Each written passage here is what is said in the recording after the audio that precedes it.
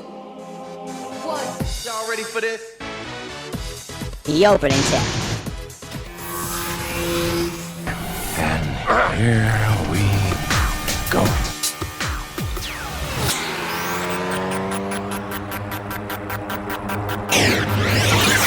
All right, we are back here. Opening tip on the podcast this week. Week 3 in the books. Another disaster for New York football. The Giants got completely whacked by the 49ers C squad, 36-9 at MetLife Stadium on Sunday. Daniel Jones, 2 key turnovers. Nick Mullins, 343 yards through the air. 49ers held the Giants to 66 yards, rushing on 15 carries. The Jets embarrassed yet again, losing in Indy 36-7. Sam Darnold, awful. Played 17-29 passes for 168 yards, 1 touchdown, which was probably the best play he made all season, 3 interceptions. 2 of them run back for touchdowns. Both teams are now 0-3, have the 2 worst point differentials in the league. The Jets have been outscored by 57 points the first 3 weeks of the year. The Giants have been outscored by 41. Today, we're going to have some fun with this. We're going to have a debate as to which New York football team is in worse shape. And joining me to represent the Giants, somebody who's on this podcast many times before. He's now the host of his own podcast. We'll plug that at the end of the segment here. Justin Diaz here. Justin, how are you? I'm well, Mike. Thanks for having me on. I appreciate it. This is great. This is the most exciting part of New York football this year, talking about who's worse. It's a really sad state of affairs. Yeah, it is pretty pathetic. And since you and I cannot be unbiased because we each have a side in this argument, we decided to bring in a moderator here because this is debate season. The first presidential debate is tonight, and it's not going to be as important as that debate, but it is going to be a little bit more fun. Joining us today, a moderator, mutual friend, Colt fan, Dan DiMartini. Dan, welcome. How are you? I'm doing well, Mike. Happy to step in here and moderate for the two of you. This should be fun. Yeah, so here's how this is going to work right here. Dan's going to be our moderator. Dan's going to run this segment here for the rest of the way. He's going to give us 60 seconds to each make our case to why each team is worse in the following areas: quarterback, overall roster, front office / ownership, the head coach, and the long-term outlook. At the end of 5 rounds, Dan will let us know who he viewed as the winner of this debate. And without any further ado, I'm going to turn it over to Dan here so Dan can start this portion of the podcast.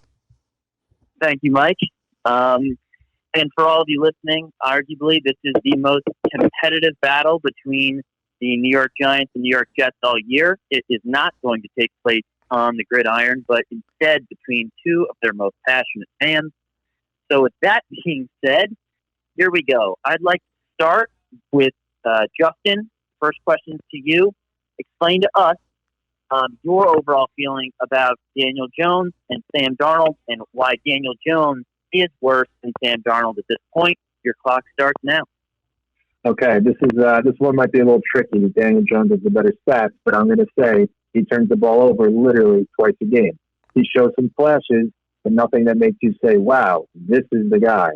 If he fixes his turnover problem, what do you have? You have a pretty mobile quarterback with a pretty good arm, but pretty good accuracy. So you basically have Alex Smith and Ryan Tannehill. That's the upside. The downside is you have someone who literally turns the ball over twice a game, and he never fixes that. Sam Darnold, I'm not even going to try and deny it, he's been awful. He's surrounded by a dumpster fire, as is Daniel Jones, but he does have the superior physical ability. He has a rocket of an arm. He has the same mobility. If you make me pick one with their upside, you got to go with Sam Darnold. Because neither of them have shown they're the guy, so you might as well go with the guy with more upside, and to me, that's unquestionably Sam Darnold. Wow, pretty close to right to 60 seconds. Well done, Mr. Diaz. Same question to you, Mike. Tell us about Sam Darnold. All right, the issue with Sam Darnold here is, as you knew when he came out of the draft, he was arguably the top-rated guy in that class, ahead of Baker Mayfield, ahead of Lamar Jackson, ahead of all of them. He has been squandered here by this coaching staff so badly that we've seen flashes of him making great plays, like you saw on Sunday with that touchdown to Berrios.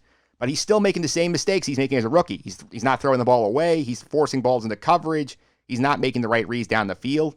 He has been so hamstrung by bad coaching, I don't think he's salvageable at this point. And he's a year further in his career, so it's harder to undo the bad habits that have happened so far. Daniel Jones, for all he's worth, he has a better chance to succeed because he's a good supporting cast. He has coaching staff that can get him to work here. Jason Garrett's going to be a big help here because Jason Garrett helped develop Dak Prescott, helped develop Tony Romo. He's going to help Daniel Jones be a competent quarterback in the NFL. His upside, as Justin has said, might be limited, but I have more faith the Giants will get something out of him than the Jets will out of Darnold. They've wasted the third pick on him with Adam Gase and Todd Bowles' coaching staffs. It's not looking good there. Well said. Okay, well, as you know, quarterback is arguably the most important position on the team, but the rest of these teams are not much to look at. So let's get into the overall roster portion of this debate. And Justin, back to you here. Tell us about the Giants roster and why the Jets are better off. I'm just going to focus on the Giants because it's really hard to pitch the Jets as a good roster.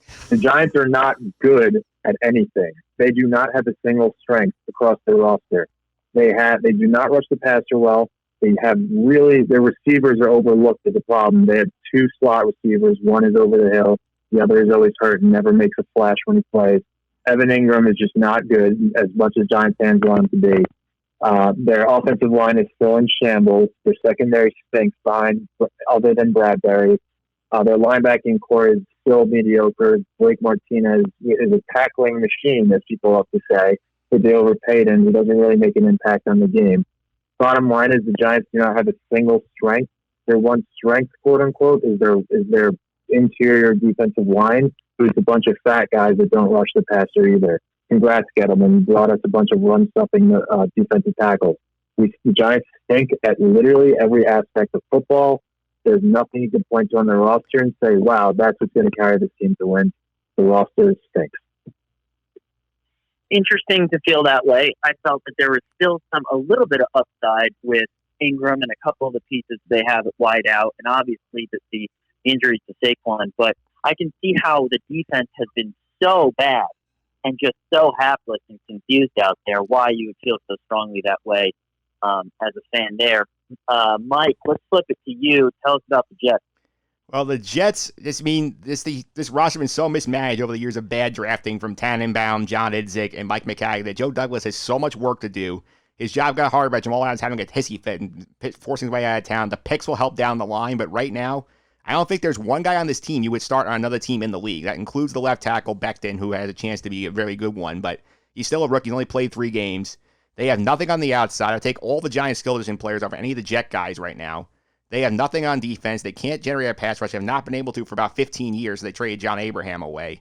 They have nothing in the secondary. As Dan knows, half the Jet roster is ex-Colts, and none of these guys have been any good since they left Indianapolis.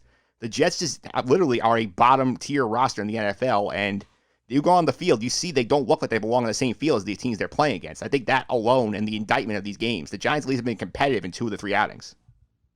It's a fair point there, and the Jets obviously have some talented big names on their team, and whether they've just been injured, not been able to work within the system, whatever that system is, or they opted out due to COVID, the Jets just can't seem to get it going in that right direction. So both you make valid arguments.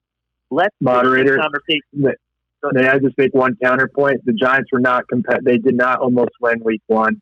That's a common misconception. If you don't get blown out, that doesn't mean you are competitive. The Steelers were obviously going to win start to finish. Maybe in the first quarter, the outcome is somewhat in question. The Giants were not competitive in that game. Week 2, they almost beat the worst starting quarterback in the NFL, who then got benched. So people need to get over this misconception that they played hard and they were impressive. They stink. That's all I needed to say. It's a fair rebuttal, and I'm going to give Mike a rebuttal to one of your points later on to keep this as a fair debate. Moving on, let's cover the people that are in charge of making these horrendous rosters right now and putting these teams in the terrible positions that they're in. Let's talk about the front office and ownership. So, Justin, here's your chance to talk about the Giants ownership, which for the listeners out there don't know, Justin has had personal, written communication with the Giants front office, which validates his fandom as a Giants fan. So you have literally written notes to their front office. Tell us about this team and what has bothered you. I've been saying this since April 26, 2018, the day they drafted Saquon Barkley. It was a complete disaster, that decision, and it's still haunting them. If you don't believe me, it's true. They could have drafted Quentin Nelson. They could have drafted Bradley Chubb.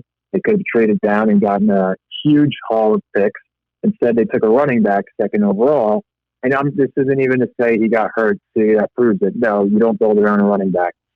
You can't. When there's so many mistakes, you can't dwell on one. So let's go over them all quickly. They traded a draft pick for 8 games of Leonard Williams. By the way, that was to the Jets. The Jets actually have the right mindset of acquiring picks when you stink, not trading them away.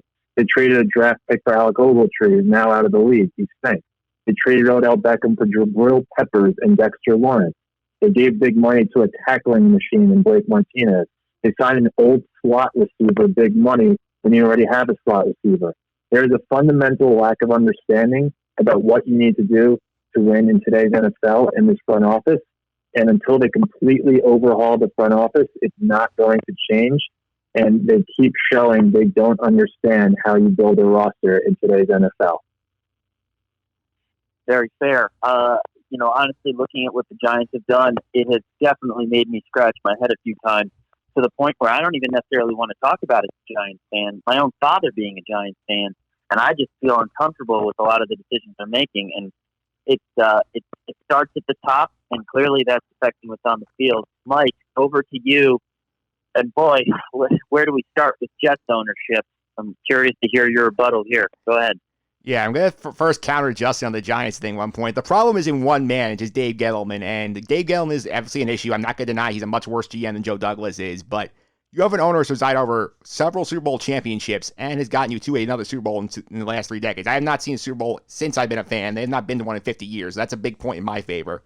The other one is this owner has no clue what he's doing because the last time we hired people, we brought in consultants. We've hired consulting firms. We have no idea how to run football, yet our owner got hoodwinked to thinking that the head coach is a great guy. He's a great offensive mastermind. He's been an absolute disaster. The roster building's inept because this is a team that had high draft picks. They've blown all of them. They've had tons of cap space. They've wasted on guys like C.J. Mosley and Le'Veon Bell. The one guy they drafted that was great, they couldn't maintain a relationship with him. He demanded his way out of here. They spent next to nothing this offseason. The line got better, but then they left Sam with no weapons. They left him with nothing on the outside. No chance to develop. No chance for Sam at all here. Wow. Well, yeah. I mean, there's even more that you could possibly say. And ever since the acquisition of Le'Veon Bell, it's just continued to be weird decision after bad decision. And I feel like more so, Mike, and you can rebut me if you want, but more so than the players themselves, I think their coaching decisions over the past 15 years have been the most questionable part about the front office and ownership. So leading us into that, let's really talk about those head coaches because ultimately their scheme or their plan and they're being paid big money to get the most out of their players, and clearly they are not doing so. So, Justin, tell us about what you've seen in the short portion that we're getting here with Joe Judge. This one is tough because exactly what I have expected to happen this season has happened. The team stinks. The record stinks. It accurately reflects the talent on the roster. This roster is so devoid of talent that I really don't think you can fairly evaluate Joe Judge 3 games into the season. But I have to say there's nothing that has happened so far to say, wow, great job Joe Judge is doing. They were thoroughly outclassed by the 49ers. I don't even think JV team was their description. That was their 8th grade team that was trying out for varsity because the varsity got hurt, the JV guys got hurt. So let's just try these 8th graders. And they got dominated by them. There's nothing scheme-wise that's been impressive by any stretch. So it's certainly too early to write them off. But I don't want to hear they're playing hard, they're close. Again, as I said earlier, the Steelers game was not close. The Steelers easily beat them. The score just wasn't a blowout. They almost beat the worst starting quarterback in the league, who then got benched. But by the way, they lost. So you don't get a pat on the back for almost beating Mitch Trubisky. And in week 3, as I just mentioned, they're completely embarrassed.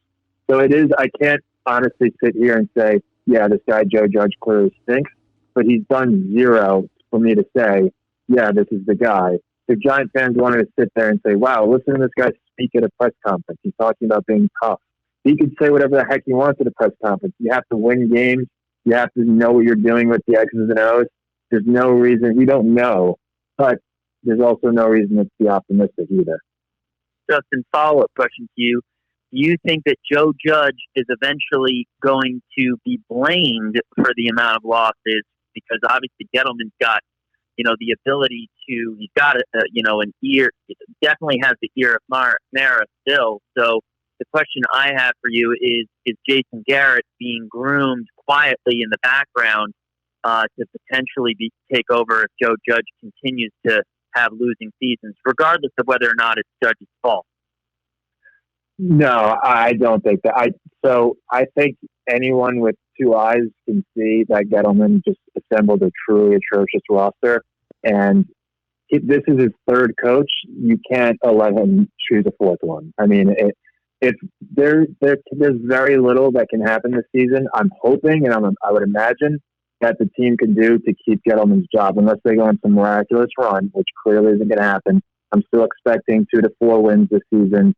I'd imagine Gettleman, at the very latest, to be fired after the year. I would hope it happens even sooner so they can get someone in to evaluate the mess that they have.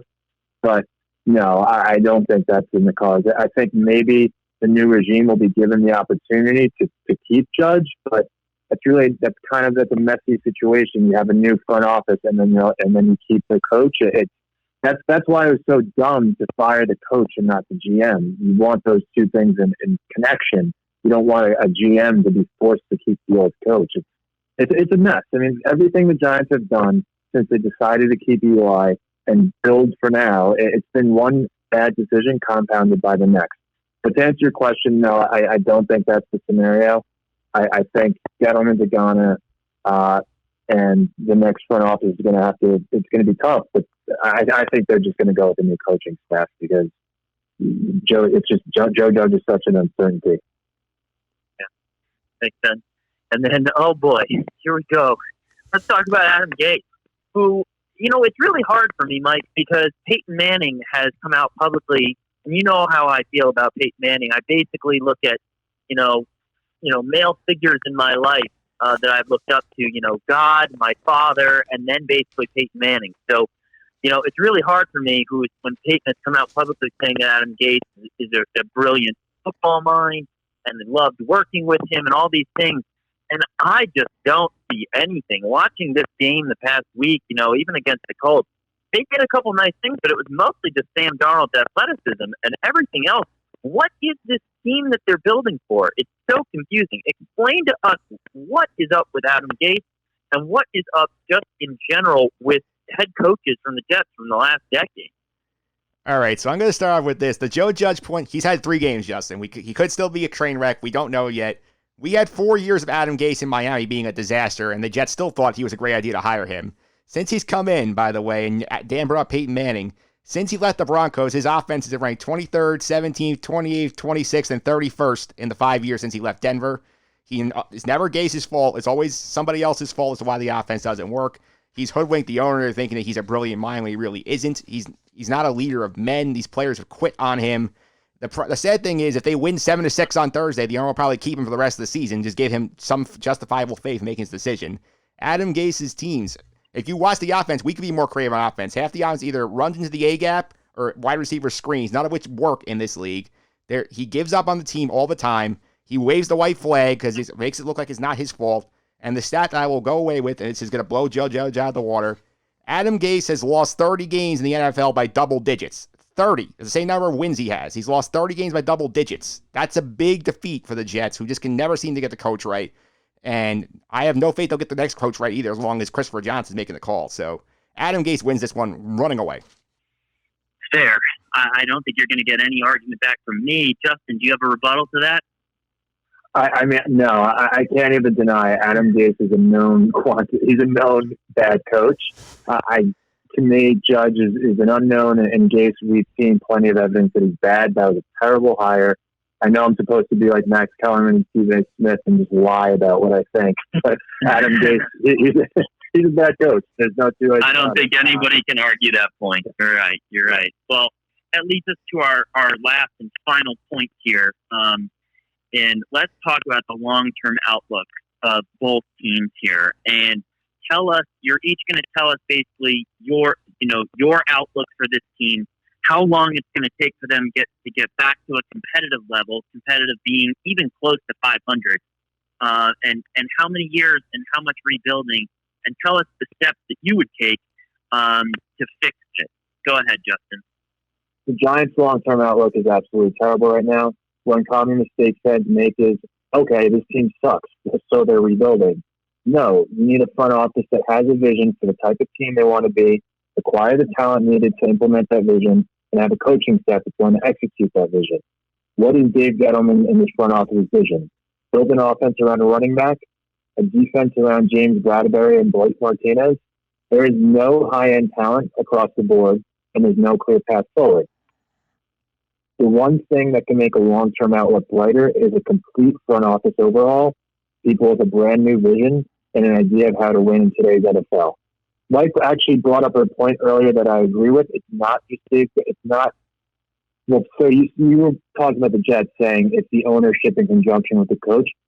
The Giants, yes. If you want to argue the last 30 years, of course the Giants are better. They were very, very good for a very long time.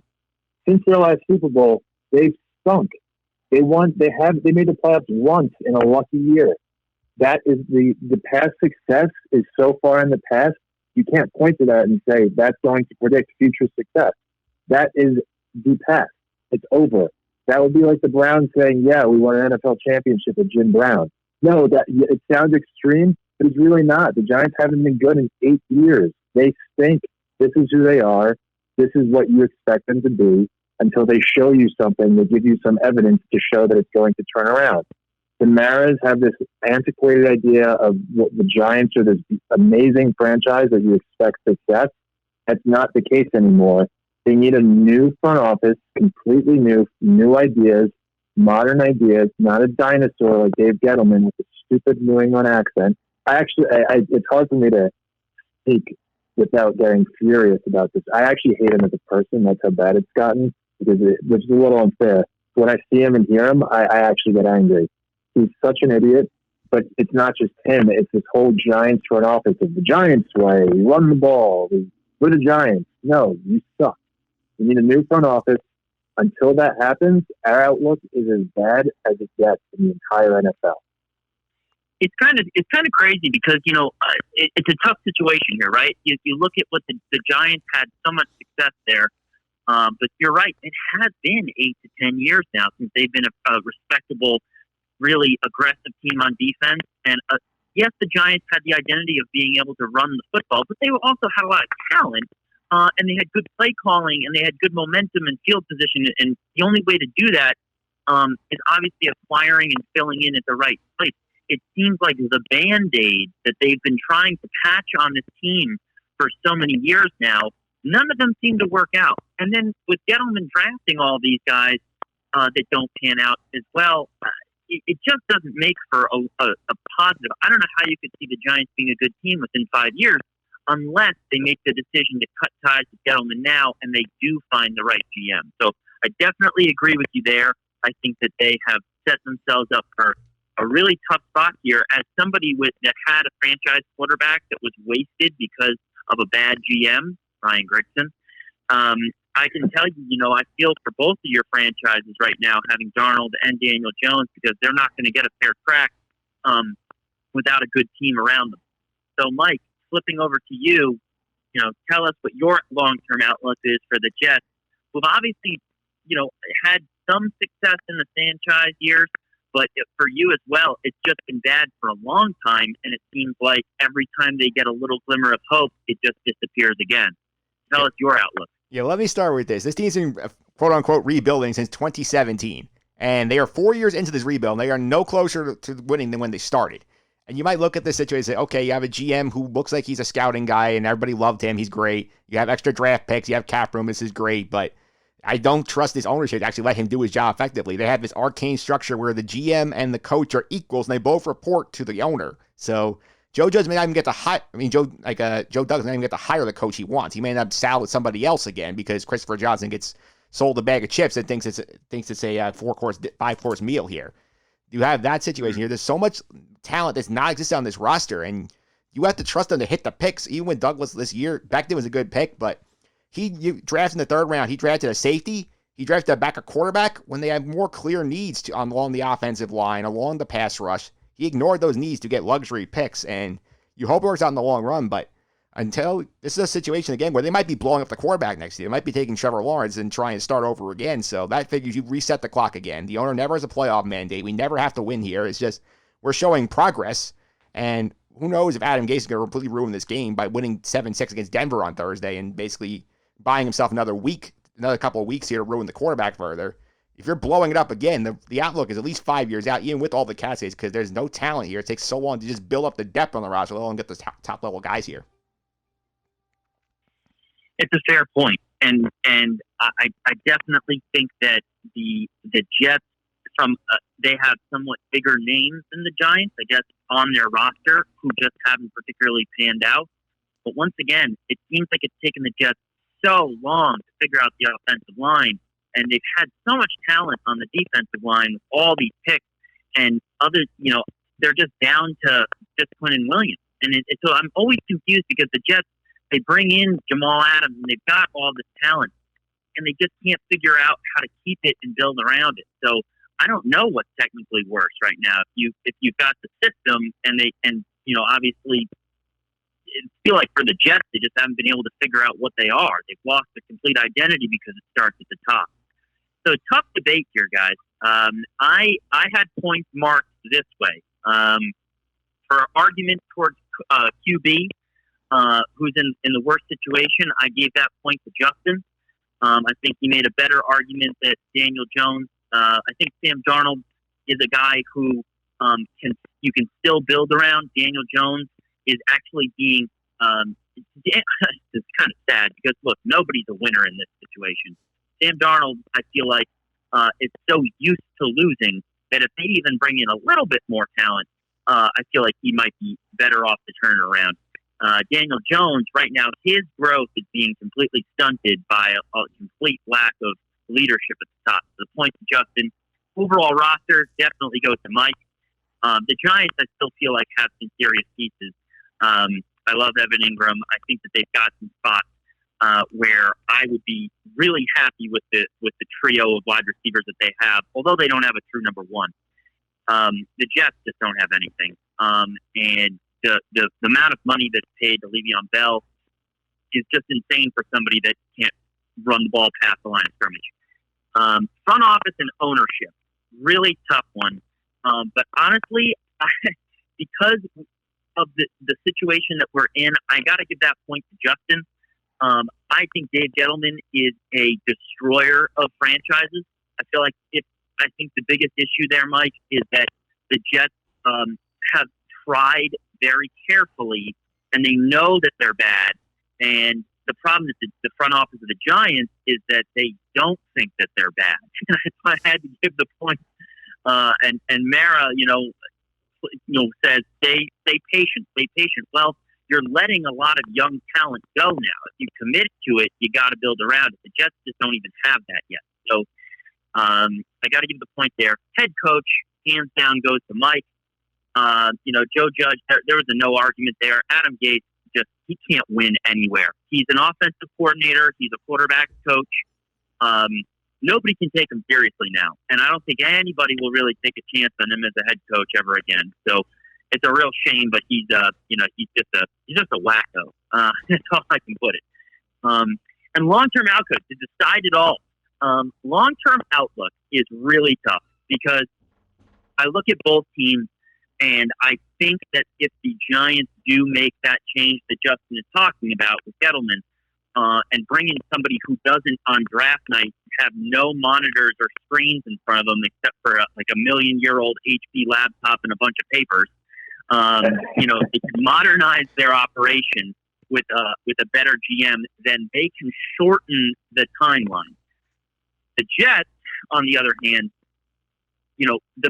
if they fire Adam Gase right now, or the next game that they get blown out in, and they start to, get a better opportunity and I'm willing to give their front office a little bit more time here, but it's still, I haven't seen any semblance of changing the overall tone of the Jets franchise. So when I look at long-term outlet, I think that the team that's in the worst scenario, who argued, is technically Mike. But Mike, by you winning this debate, you're not actually a winner. It's actually that the Jets are more of a loser. So the winner of this debate is Mike, but the loser of the franchise scenario is the New York Football Jets. And that is how I have to rule on this one. Yeah, well, I mean, Good debate. I think this is definitely a fun debate. I will say, obviously, we are all, except for Dan, because he's not a Jet or a Giant fan, we are all losers here. Yeah. Like I would say like it's basically one of us had our basement flooded and destroyed, and the other one had a tree fall through our roof, and we're arguing who has it worse. We're both screwed. Our lives suck right now, and there's no winners here. This is actually a lot of fun, though. To be honest, I think it's very close to who has it worse. But at this debate, actually, I thought we both made great points, and this is a lot of fun. And Dan, great job moderating. Thank you.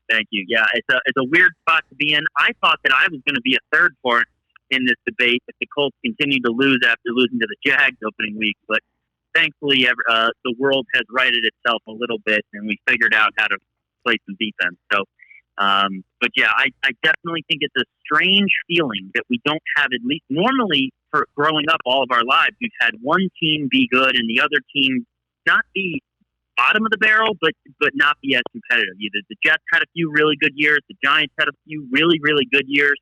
But to have both franchises, basically, if you're looking at the NFL and you're ranking, I mean, the Giants and Jets are tied for last in the power rankings. I mean, there is no doubt. I mean, the Bengals, the Dolphins,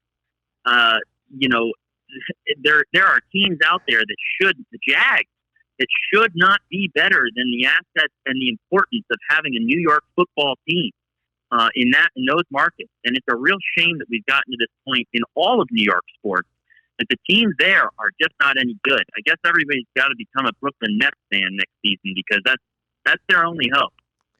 Yeah, it's a sad state of affairs. And we'll see. Both teams are in the tank for. I mean, that's going to be interesting. If you're the Giants and Jets, you have the number one pick. Do you take Trevor Lawrence? I think if either team has the number one pick, they'd be crazy not to. I will say that. What do you think, Mike? Do you really think that you're ready to give up on the eighth pick of Daniel, or is it the eighth pick of Daniel Jones? Already, you don't see enough that you think that he can be a franchise quarterback going forward.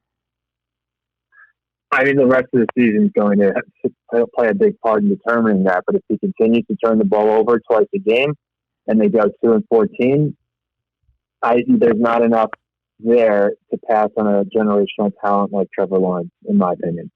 Let me ask you a couple rapid fires for both you, and then we'll wrap this up, just because now the debate is over. Justin, if somebody offers you the fifth pick and a late first-round pick for the first overall pick, are you taking Trevor Lawrence or are you taking the two? If Daniel Jones, yes. No, I'm taking Trevor Lawrence. I'm pretty confident Daniel Jones is going to turn it around enough to where I'm passing on Trevor Lawrence. I think Trevor Lawrence has a chance to be that next great guy. So I'm bypassing You're all that trade. aboard the Trevor train. Philip, same question to you there. Are you ready to give up on Sam Darnold, or is Darnold not the problem?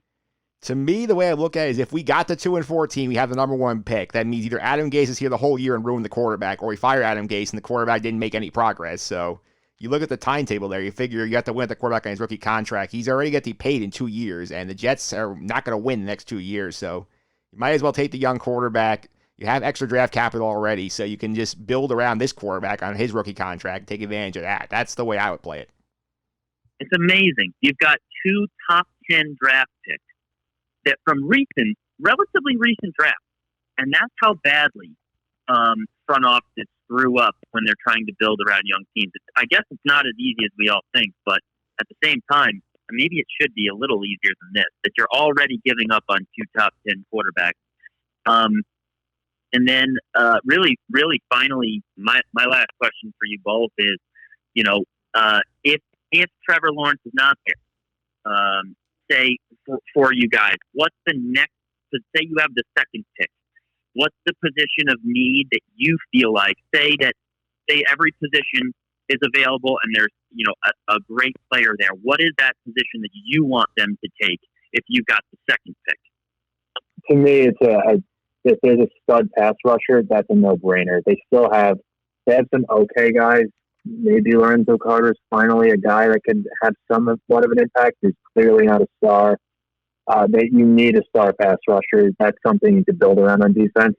That's number one. Honestly, there's Penei Sewell, I think is his name. He's apparently a stud tackle. I wouldn't be opposed to taking another tackle, even though they just took Andrew Thomas. You can't go wrong in having two really good tackles. That's a good way to build a really good offense. So those would be my two top choices. We see what Chase Young is doing for Washington, and we've seen what the Bosa's have done as high picks there, kind of, and Chubb as well. So, there's nothing wrong with taking the pass rusher there. It can change the momentum of your defense. Mike, same for you. Trevor Lawrence not there, not available. What do you take? I think I would say pass rusher number one because you could use that. They always could look at the corner spot because they still need corners badly. And I think underratedly they could trade down and get a receiver for – at that point you still have Sam Darnold. He still needs weapons because Denzel Mims, we haven't seen him play yet. We don't know what he can be. Rashad Perriman is not a long-term answer. You need weapons for the quarterback. So this is a decently deep receiver class again. So I think you've got to invest in receiver here too.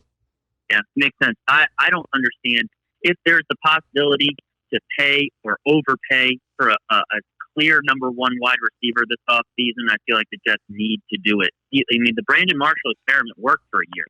So you've got I like what Mims could be, but once again, they need to get some serious veteran talent to then draft young wide receivers as well. The Jets don't scare anyone on offense. So, and the only way that Bell is ever going to have room to run is if these teams don't stack the box.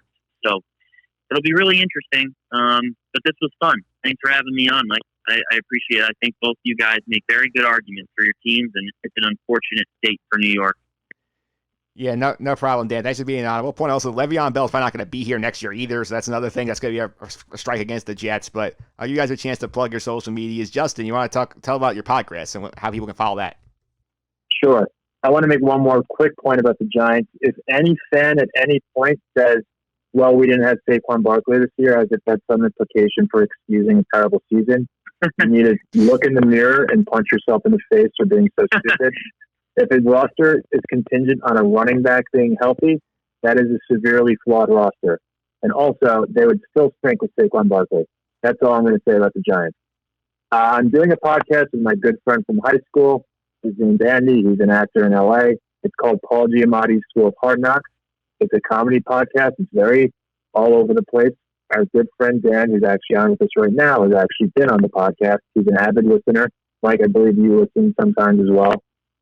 We'd love for you to listen. You can check us out on Instagram at PG School of Hard Knocks. And Mike, thanks again for having me on. This was a blast as always. Not a problem. I will also say that the podcast is very entertaining. I will also say good job pulling the guy from Unsolved Mysteries. That was a fun episode. That guy was I don't even want to spoil it. I highly recommend listening to that episode if you're into UFOs and aliens. He was a character. He was a lot of fun to have on. It was definitely very interesting, and I'll leave it at that. Thanks, Mike. No problem. And Dan, how can you keep with you on social media? Much more active on Twitter these days at Out of Town Fan Pod. I am currently not running my podcast, but I am listening to Paul Giamatti's School of Hard Knocks quite a bit, and a big fan of this most recent episode. So obviously I spend a lot of my time during the week listening to both of your podcasts, and it's a fun time right now in sports, and I think that with everything that's going on in the world, with the debates tonight, a lot of people getting stressed and anxiety, doing things like this definitely are a nice refresher. Watch the baseball playoffs, watch the NBA finals, root for LeBron or don't, who cares? It should be fun, and with everything that came out with the Titans and the Vikings today, everybody, hold your collective breath that we continue to get the football season, because life has definitely gotten better since sports have been back. So, hopefully, Mike, I guess I'll talk to you right around the Masters, which is coming up faster than you think, about in a month and a half. The golf schedule is, we're up and running all the way through the fall, even though we're not doing the traditional Asia swing of events. Those events have been moved to the United States for the most part. So I'll have a big golf update for you guys in mid-November, right around the Masters, which will be played for the first time ever in November and again in March, along with the rest of our awesome PGA Tour schedule. So follow me on Twitter if you want to see what I'm retweeting about, not just football and baseball and basketball wise, but also golf. All right, sounds like a lot of fun. Thanks again, guys. Really appreciate it. Up next, we're going to actually talk about the NBA Finals. We're going to preview that series with Martino Puccio right after this.